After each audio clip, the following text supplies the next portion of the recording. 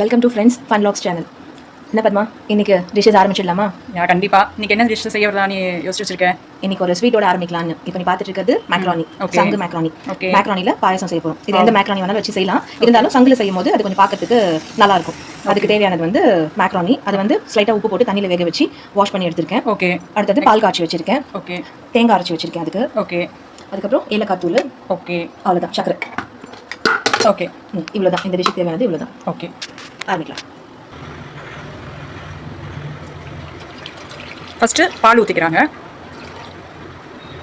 பால் நிறைய பிடிக்குன்றவங்க நிறைய ஊற்றிக்கலாம், கொஞ்சமாக பால் பிடிக்காதவங்க கொஞ்சமாக ஊற்றிக்கலாம். இப்போ நான் வந்து கொஞ்சமாக தான் ஊற்றிருக்கேன். நம்மளுக்கு வேணுன்ற அளவு பொறுத்து நம்ம நிறையவோ கம்மியோ அதை எடுத்துக்கலாம். நெக்ஸ்ட் வந்து இதில் நம்ம வாஷ் பண்ணி வச்சிருக்க அந்த மேக்ரானியை போட போகிறோம். ஆல்ரெடி பால் காய்ச்சினதுன்றதுனால அந்த மேக்ரானியை நம்ம டேரெக்டாகவே இதில் போட்டுடலாம்.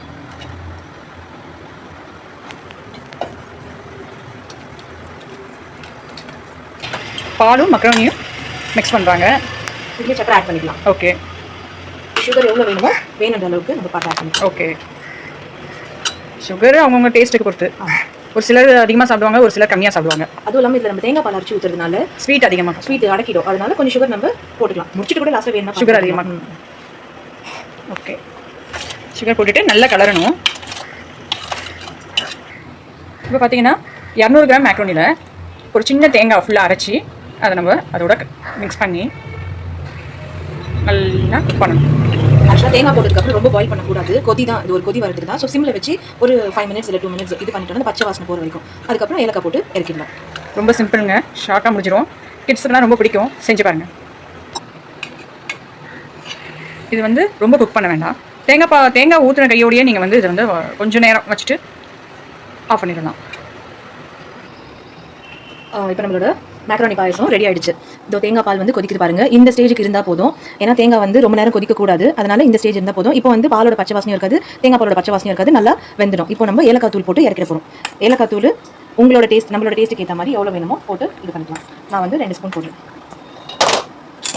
ஓகே, அவ்வளோதான். போட்டுட்டு நம்ம இறக்கிட வேண்டியது. ஆஃப் பண்ணியாச்சு, ஸ்டவ் ரெடி. இப்போ மக்ரோனி பாயசம் ரெடி ஆகிடுச்சு.